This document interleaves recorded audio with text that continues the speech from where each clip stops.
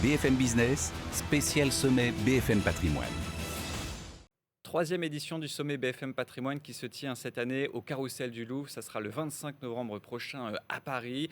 Et on reçoit chaque semaine les intervenants de ce sommet BFM Patrimoine. Et aujourd'hui, c'est Olivier Cassé qui est avec nous. Bonjour Olivier. Josiane. Merci d'être avec nous, gérant Action Europe chez Sycomore Asset Management. Sycomore Asset Management qui fait partie maintenant de Generali depuis 2019. Depuis 2 ans, en effet, ça a été le modèle de Generali Investment de créer une plateforme multi-boutique dans le but de proposer aux clients à la fois particuliers, CGP ou institutionnels, des expertises créatrices de valeur sur du moyen long terme. Et donc, en effet, Sycomore est entré dans cette plateforme multi-boutique en 2019. Après, Sycomore a un historique beaucoup plus long. On vient d'ailleurs de fêter nos 20 ans la semaine dernière.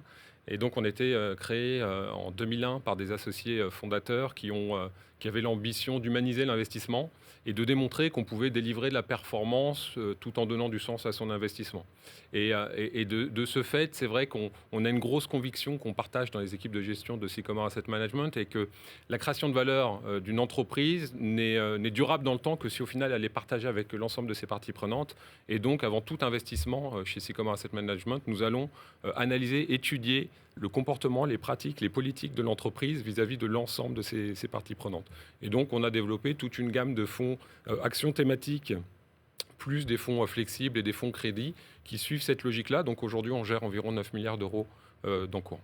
Donc il y a un vrai travail d'analyse, ce n'est pas uniquement de la sélection de valeurs, c'est de l'analyse derrière, avec aussi depuis la création beaucoup de thématiques, puisqu'à travers votre maison, on peut investir dans l'éducation, dans la tech, dans le développement durable. Et vous êtes en charge d'un fonds dans la Silver Economy. C'est quoi la Silver Economy si on veut revenir en quelques mots ? Alors je pense que cette thématique d'investissement illustre parfaitement ce que je viens de dire, à savoir d'essayer de délivrer de la performance tout en donnant du sens à l'investissement. Alors comment on donne du sens à l'investissement à travers la Silver Economy ? Tout simplement en allant investir dans des entreprises qui vont contribuer positivement à la santé des seniors, au bien vieillir, au bien-être des seniors et qui globalement ont la capacité d'offrir des solutions aux grands défis que nos économies vont devoir relever sur les prochaines années, les prochaines décennies, liées au vieillissement de la population. Donc ça, c'est la façon de donner du sens et comment on peut délivrer la performance grâce à cette thématique. C'est assez simple. Au final, sur les prochaines années et les prochaines décennies, on va avoir un accroissement vraiment très important de la population des seniors, ou en tout cas de la population des plus de 60-65 ans, avec une population qui va doubler pour atteindre quasiment 2 milliards de personnes à horizon 2050 au niveau mondial. Et donc, on voit bien que les entreprises qui ont cette expertise, ce savoir-faire, qui vont être capables de proposer un produit, un service auprès des seniors, sont des entreprises qui vont voir leur marché adressable croître fortement sur les prochaines années. Et donc, ce sont des entreprises qui, à horizon 3, 4, 5, 6 ans, ont de fortes chances de voir leurs revenus monter, leurs profits monter, leur génération de trésorerie monter. Et donc, globalement, ont de fortes chances de voir leur valorisation boursière s'accroître sur les prochaines années. Est-ce qu'on a des exemples d'entreprises là, dans le cas que vous citez ? Alors oui, si on regarde notamment le premier segment qu'on évoque ensemble quand on parle de Silver Economy, c'est le segment de la santé.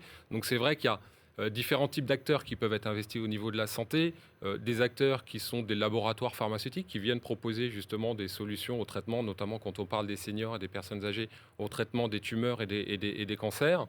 Donc on a un titre comme AstraZeneca, comme Roche qui est un acteur historique sur l'oncologie, AstraZeneca qui est arrivé un peu plus récemment et qui connaît une très forte croissance sur ce segment-là. Et puis à côté, toujours dans la santé, on a des acteurs qui sont sur des services ou des équipements médicaux. Alors là, on parle des aides auditives, des implants dentaires, de l'optique, de l'imagerie, du diagnostic. Et là, on a des acteurs qui sont en très très forte croissance. D'ailleurs, très souvent, des acteurs qui affichent une plus forte croissance que les laboratoires pharmaceutiques. Et la première ligne qu'on a dans le portefeuille que nous gérons est Merck AG, la société allemande, qui a notamment une division qu'on appelle Life Science, qui propose justement des produits biologiques pour la recherche et la production de médicaments. Donc voilà, ça sur la santé, on a vraiment notamment en Europe, des acteurs qui sont cotés, qui offrent cette croissance et qui viennent apporter ces solutions. Alors après, Ce qui est important dans ce secteur-là, c'est également ce que vous mentionnez tout à l'heure, c'est la sélection de valeur, c'est le stock picking, parce qu'on le voit, le secteur de la santé, au final, sur 5 ou 6 ans, a délivré une performance correcte, mais au final, en lien avec les marchés européens. C'est très défensif comme valeur. C'est très défensif, mais pour le coup, on a vu aussi des cycles. Si vous vous souvenez, en 2016-2017, le secteur a largement sous-performé les marchés européens, parce qu'à l'époque, alors ça avait commencé au moment du débat des élections présidentielles aux États-Unis avec Hillary Clinton et Donald Trump qui voulaient mettre la pression sur le prix des médicaments. Donc on a eu 2 années de sous-performance sur le secteur. Après, le secteur, entre guillemets, s'est refait une santé, sans mauvais jeu de mots.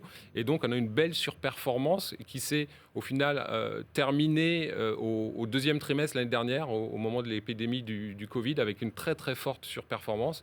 Et depuis, en effet, le secteur s'est un petit peu tassé. Donc, c'est important, dans ce secteur-là, qui reste défensif, qui reste un secteur de croissance, également d'aller regarder les entreprises qui sont justement qui ont la capacité d'offrir les bons produits et notamment de regarder le portefeuille de médicaments et le pipeline, comme on dit, de ces entreprises-là pour essayer de délivrer de la performance. Et nous, ce qui est important, je disais tout à l'heure de l'importance de l'analyse de l'entreprise vis-à-vis de ses parties prenantes. Et c'est vrai que quand on parle du vieillissement de la population, on est en présence d'entreprises dont les premiers clients sont des personnes âgées, des personnes seniors.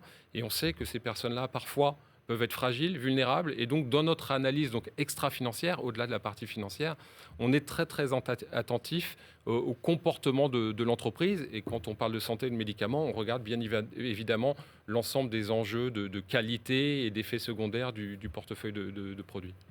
En quelques secondes, est-ce qu'on peut revenir un petit peu sur le track record, sur la performance passée? Comment aujourd'hui ces valeurs elles ont traversé la crise sanitaire et quel horizon d'investissement on peut avoir sur ce type de valeurs et les performances qu'on peut attendre, sachant que certaines valeurs, notamment dans la santé, ne sont pas sur des plus hauts historiques et n'ont pas vraiment profité aujourd'hui de cette crise sanitaire, contrairement à d'autres valeurs. Oui. Alors ce qu'on voit, c'est qu'en termes de track record, comme on dit. Alors, le fonds qu'on a lancé chez Generali Investment, il date de 2015.